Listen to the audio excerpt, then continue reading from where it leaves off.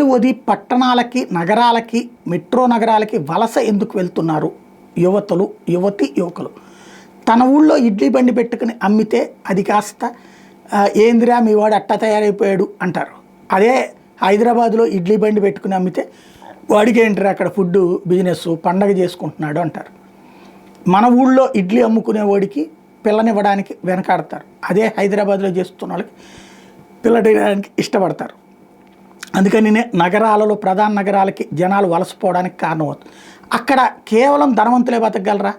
100 కోట్లు ఉన్నోడు బతకగలడు, 10,000 రూపాయలు ఉన్నోడు బతకగలడు. అందుకే నగరాలకు సంబంధించి దేశవ్యాప్తంగా ఉన్న లెక్క చూస్తే బెంగళూరులో మినిమం కాస్ట్ 20,000తో బతికేస్తున్నారు, మ్యాక్సిమం 50,000తో బతుకున్నారు. అంటే ఇదేంటి సగటు లెక్కలేశారు. యావరేజ్ లివింగ్ ఎక్స్పెన్సెస్ ఇండియా సిటీకి సంబంధించినటువంటి దాంట్లో బెంగళూరులో 20,000 నుంచి 50,000, హైదరాబాద్ 12,000 నుంచి 50,000, ముంబై 30,000 నుంచి 60,000, ఢిల్లీ 22,000 నుంచి 50,000, చెన్నై 15,000 నుంచి 50,000, కోల్కతా 20,000 నుంచి 40,000, పూణే 25,000 నుంచి 45,000, అహ్మదాబాద్ 22,500 నుంచి 42,000. ఓవరాల్గా అందరికంటే తక్కువ హైదరాబాద్ 12,000 మినిమంతో బతికేయచ్చు, హైయెస్ట్ 50,000తో కూడా బతకచ్చు. మధ్యతరగతి అన్నటువంటి లెక్క చెప్పుకొచ్చారు.